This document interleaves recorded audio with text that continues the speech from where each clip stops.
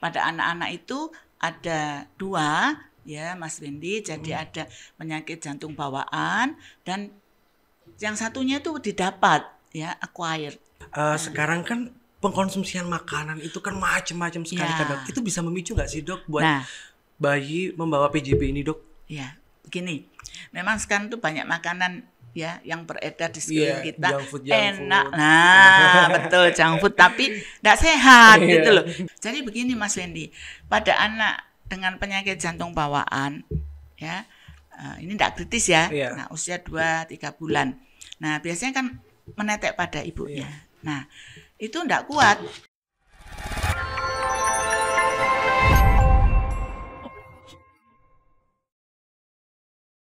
Assalamualaikum warahmatullahi wabarakatuh. Selamat datang di podcast Sapa Sehat Rumah Sakit Umum Universitas Muhammadiyah Malang. Perkenalkan, saya Wendy Susdiarto, biasa dipanggil Wendy. Saya di sini sebagai host podcast Sapa Sehat. Nah, buat teman-teman pasti penasaran kan tema hari ini itu seperti apa, dan hari ini itu diperingati sebagai pekan apa?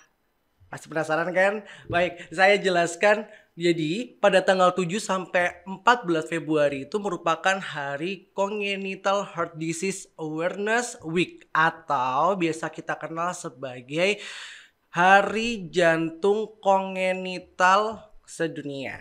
Nah, untuk membahas tema hari ini, kita akan membawakan narasumber yang sangat spesial. Jadi narasumber ini itu sudah pakem istilahnya, sudah paham di bidang jantung anak konsulen. Langsung aja kita sambut Dr. Reni Suwarniati, spesialis anak konsulen. Assalamualaikum dokter. Waalaikumsalam warahmatullahi wabarakatuh. Gimana dokter kabarnya hari ini? Alhamdulillah. Alhamdulillah sehat. Ya, dok, ya. Sehingga bisa di sini. Betul. Oke dokter, membangun tema pada hari ini itu adalah kita membahas tentang bayi dengan jantung bawaan. Nah, Betul. pasti teman-teman atau sobat sehat di rumah pasti penasaran, seperti apa sih dok jantung bawaan pada bayi itu? Oke, penyakit jantung bawaan itu merupakan kelainan struktural atau kelainan anatomi dan fungsi pada bayi baru lahir, dan ini sudah dibawa sejak dari dalam kandungan. Ya, jadi ada kelainan struktur baik itu di dalam jantung atau di pembuluh darahnya atau dua-duanya sejak lahir ya. Jadi ini bawaan, makanya disebut penyakit jantung bawaan. Ya, karena pada anak-anak itu ada 2 ya Mas Wendy, jadi ada penyakit jantung bawaan dan yang satunya itu didapat ya acquired. Ya, nah itu tidak masuk dalam pembicaraan kali ini. Oh, kayak gitu. Jadi memang dari kandungan ibu ya dok ya? Betul. Dari kandungan ibu. Oke. Untuk deteksi dininya sih dok seperti apa? Jadi kan beberapa biasanya dengan ibu-ibu dengan menikah muda itu kurangnya pengetahuan tentang bagaimana sih penanganannya, konsumsi apa aja seperti itu dok? Iya, betul. Jadi begini, mengenai penyakit jantung bawaan ini sebetulnya ya kalau dikatakan sedikit ya sedikit, kalau banyak ya banyak. Jadi kan frekuensi ya atau angka kejadiannya itu memang 1/100 dari bayi kelahiran hidup. Tapi kalau angka kelahiran di Indonesia ini kan masih cukup tinggi ya Mas Wendy ya. Betul. Jadi setiap tahun ada 50.000 bayi 50.000 ya dengan kelainan jantung bawaan, karena 1 tahunnya lahir 5 juta bayi ya. Jadi itu 1/100-nya itu sekitar itu. Nah, sayangnya itu yang sampai ke tangan para ahli itu baru sedikit. Padahal sepertiganya itu merupakan penyakit jantung bawaan kritis ya. Jadi dia perlu mendapat penanganan segera ya, maupun intervensi maupun operasi. Kalau tidak ya bisa menimbulkan kesakitan atau kematian gitu. Nah, tadi bisa dideteksi apa tidak? Sebetulnya sekarang ini dengan alat yang canggih ya, dengan echokardiografi janin ya atau fetal echo itu bisa dideteksi. Nah, selain itu, jadi tadi kan fetal echo. Nah, sekarang bagaimana kalau seandainya bayi itu sudah lahir ya? Nah, bagaimana cara mendeteksinya? Ya, nah itu tadi berangkat dari kita mendeteksi bayi itu mulai lahir supaya tidak terlewat ya kalau ada bayi-bayi yang dengan penyakit jantung bawaan kritis ya. Nah, ada alat sekarang untuk mendeteksi itu Mas Wendy. Namanya pulse oximetry ya. Nah, kapan deteksinya? Ya, sebelum bayi dipulangkan. Artinya usia 24 sampai 48 jam. Biasanya bayi itu kan masih dirawat ya. Nah, entah itu bayi lahir spontan atau operasi, apalagi operasi kan lebih lama, bisa 3 sampai 4 hari. Nah, itu idealnya dilakukan pemeriksaan pulse oximetry ya, pemeriksaan untuk saturasi oksigen.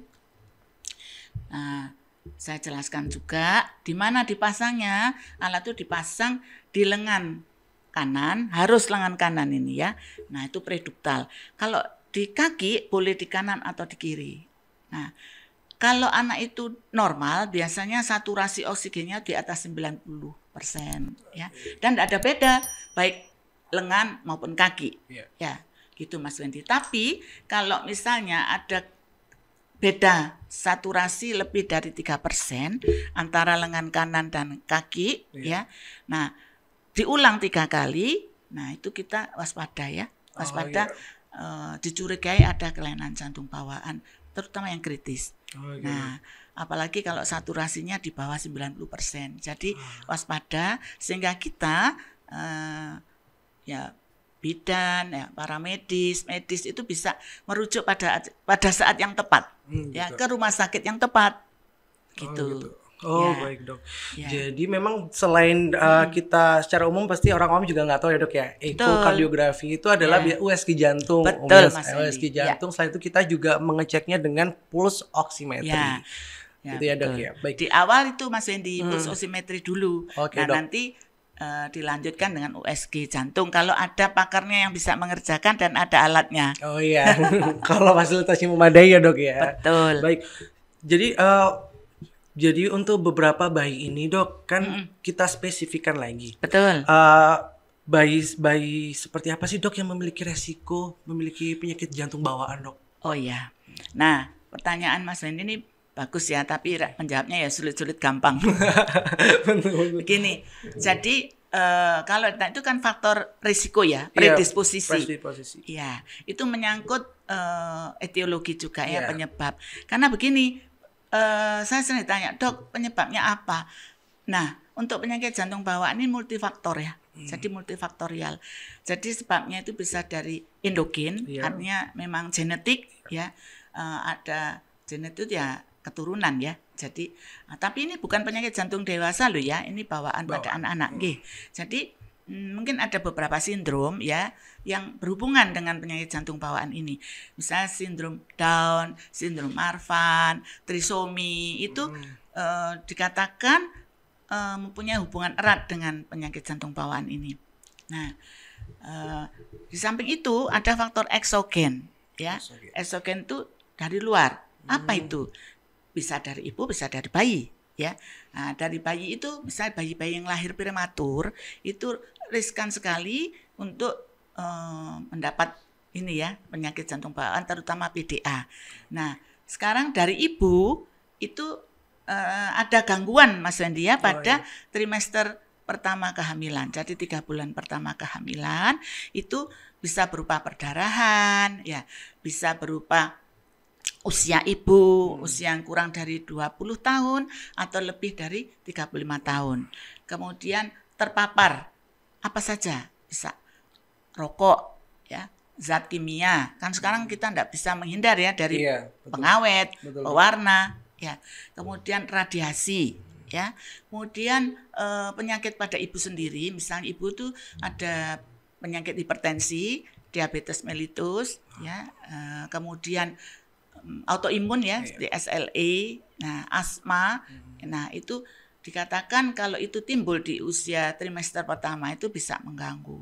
Kemudian ada infeksi virus terutama rubella ya. Sehingga kita sering tahu ada bayi yang lahir dengan congenital rubella syndrome. Nah, itu pasti ada kelainan jantungnya. Ya, di samping kelainan yang lain. Kemudian ini zat kimia, terutama kalau orang-orang, maaf, saya juga dulu dari desa ya, itu sering mendengar jamu ya, jamu pada ibu-ibu hamil muda. Betul. Ya. Terus kemudian apalagi ya Mas Wendy tadi ya, umur sudah. Nah ini jarak kelahiran itu penting ya.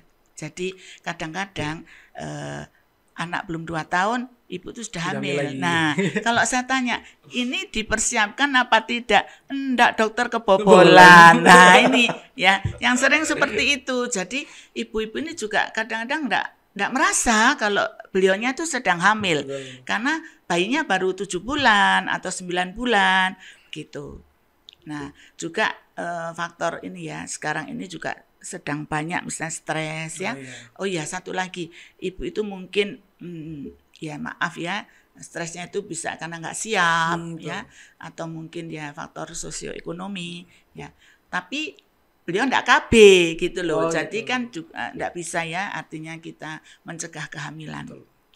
Nah, saya rasa itu mungkin Mas Mendy. Jadi ada faktor endogen ya, ada faktor eksogen. Oke. Ya. Kalau dari faktor eksogennya sendiri nih Dok, sekarang kan pengkonsumsian makanan itu kan macam-macam sekali kan Dok. Itu bisa memicu nggak sih Dok buat bayi membawa PJB ini Dok?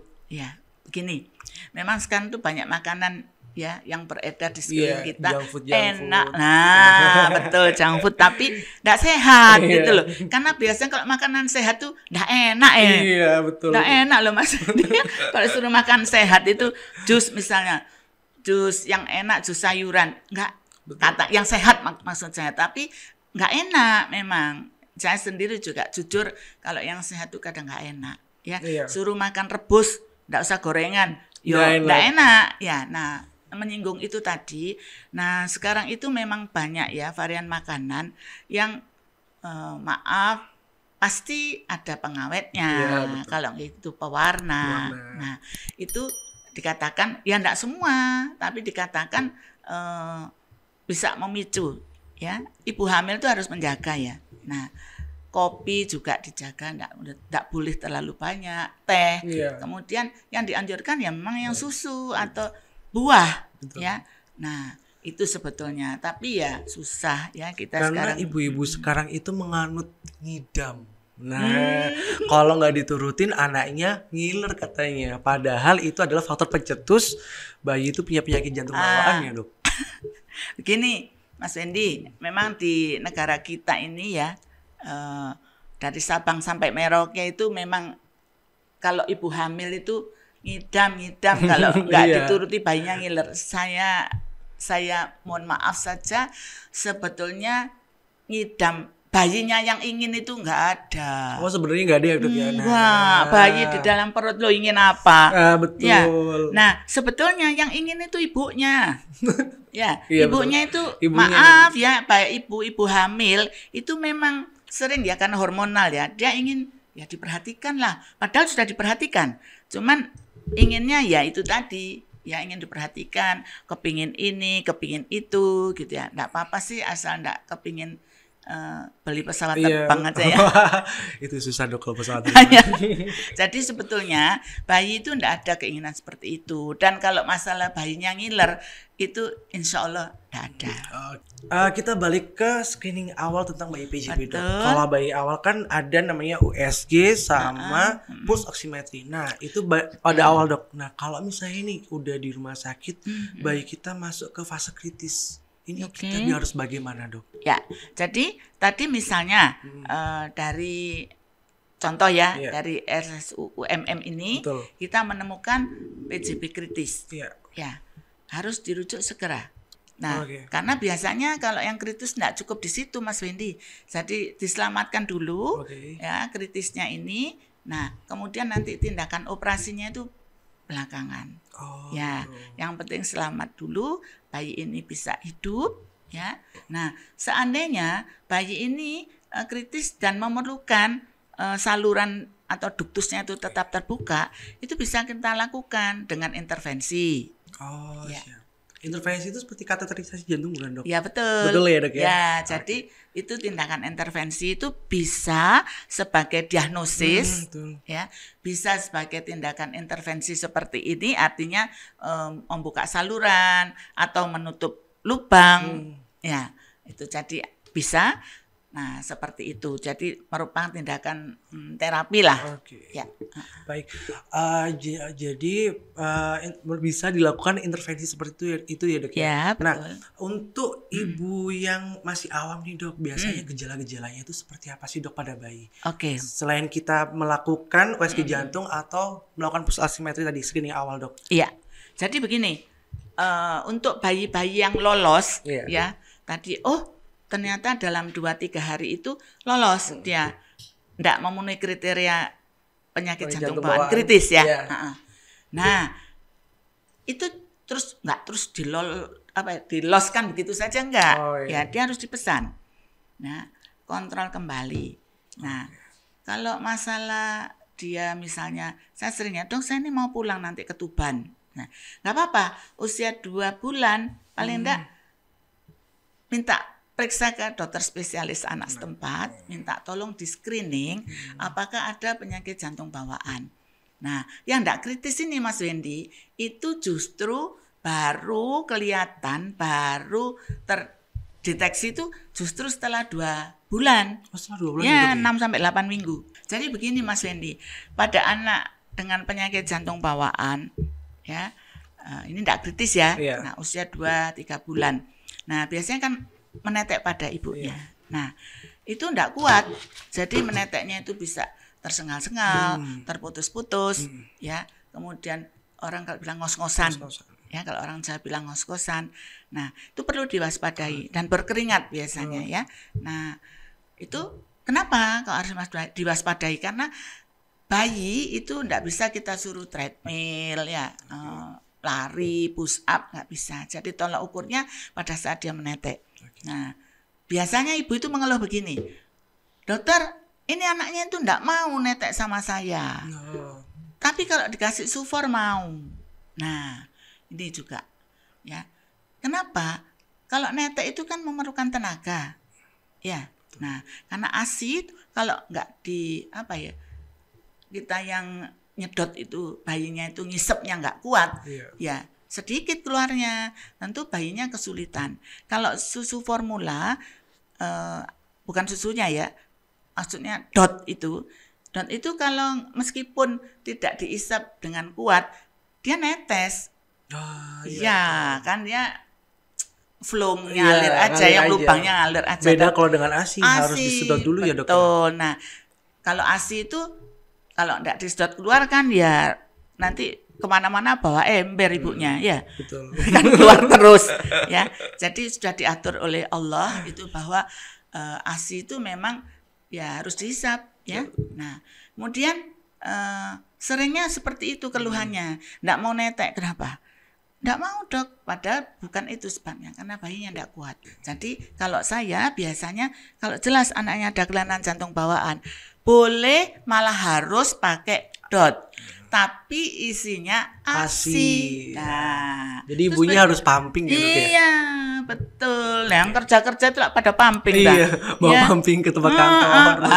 Betul, toh nyumput-nyumput kalau mau pumping ya. Ngambil waktu dikit buat pumping. Iya, enggak apa-apa. Memang begitu ya. Iya. Jadi buat ibu-ibu yang di rumah yang baru punya anak, ASI eksklusif itu penting sekali gitu kan. Memang sangat is the best. Enggak ada kekebalan ya, yang di sufor tuh enggak ada kekebalannya loh, di kaleng-kaleng tuh enggak ada kekebalannya. Ciptaan Allah itu sangat spesial. Ya. Kalau bayinya prematur, aslinya gimana? Saya pernah ditanya itu ya, loh Allah itu sudah menyiapkan, kalau bayinya prematur ya aslinya ya asli sesuai dengan bayinya, nggak usah khawatir.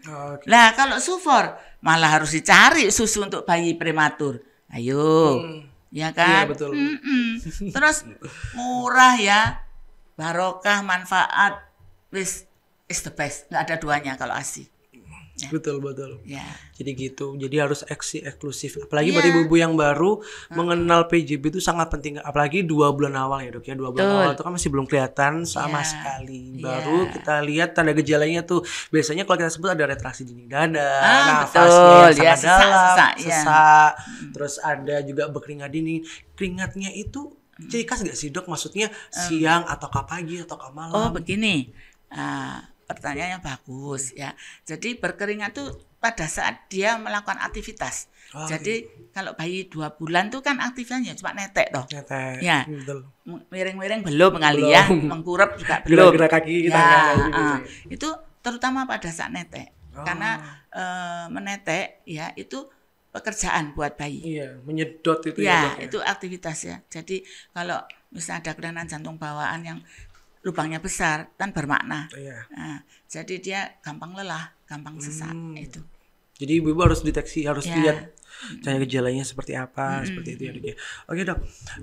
Balik ke topik dengan bayi dengan PJB, Dok. Nih, bayi ini sudah terkena PJB. Terus pasti mengkonsumsi obat kan, Dok? Oh ya. Konsumsi obat. Nah, setelah konsumsi obat itu seperti maksudnya kan organ-organnya kan istilahnya masih belum maksimal gitu, Dok.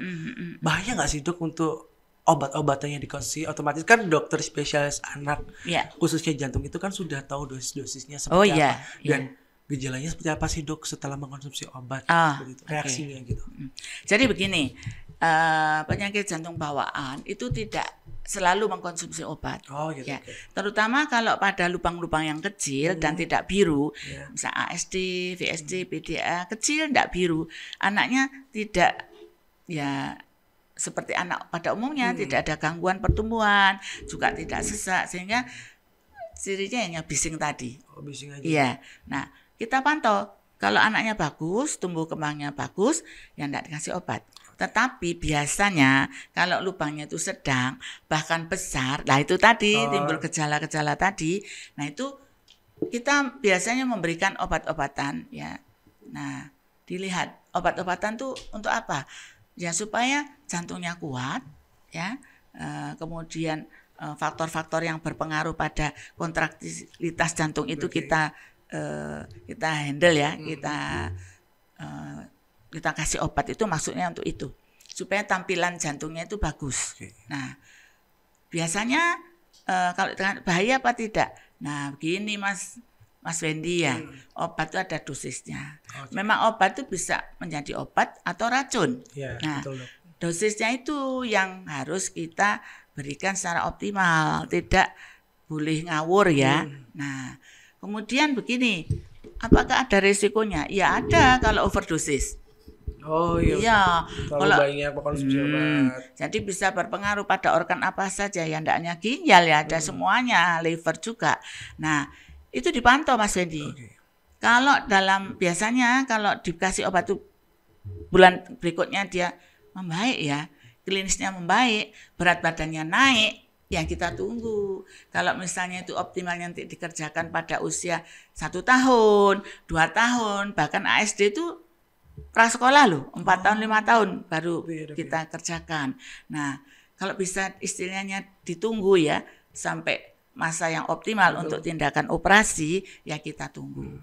Nah, sekarang ini untuk nutup itu ada 2 ya Mas Wendy ya. Saya jelaskan sekali. Nah, kalau ini penyakit jantung bawaan itu merupakan kandidat yang bagus ya untuk ditutup dengan device. Nah, yang dipakaikan transkateter tadi jadi enggak usah bedah jantung terbuka.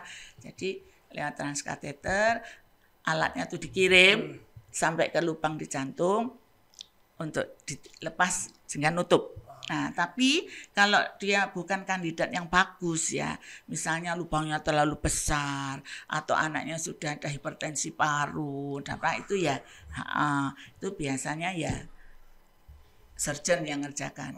Jadi dibedah. BTKV ya, Dok ya? Iya, BTKV. Betul. Bayi yang datang ke kami itu kalau yang dini sih enak ya, kita bisa melakukan pengobatan dulu, dipantau. Nah kadang-kadang datangnya itu ya sudah gagal jantung ya, sudah usia setahun gitu. Oke. Sering gagal jantung ya udah kita terapi dulu. Oke, konsumsi obat-obatan dulu gitu Ya, ya dok ya. maksudnya supaya bagus dulu lah Kondisi jantungnya. Iya, dan biasa anaknya kan dengan gizi buruk ya, iya, diperbaiki dulu lah gizinya. Betul. Oke. Gitu. Ini dok, beberapa pertanyaan juga ada yang bertanya sih dok, biasanya pada bayi jantung bawaan ini sampai umur berapa sih? Apakah sampai ke bawah sampai dewasa gitu? Oke, jadi begini, kalau dulu ya kita nemu lubangnya kecil, ya udah nggak usah ditutup, biarin aja sampai dewasa juga, insya Allah nggak apa-apa. Nggak masalah. Padahal nggak tentu ya, Iya, belum tentu. Kenapa? Karena dulu itu lubang kecil, kemudian dilakukan operasi bedah jantung terbuka. Lah risiko untuk bedah jantungnya itu kan lebih besar daripada Iya. lubang yang kecil tadi. Namun sekarang itu sudah berubah. Jadi lubang sekecil apapun ya, ASD, VSD, PDA itu sekecil apapun harus ditutup.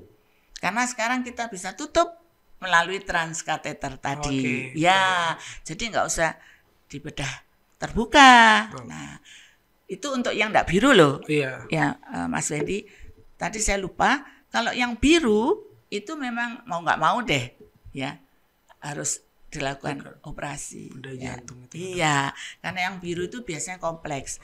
Nggak kritis. Oh, ada biru tapi nggak kritis.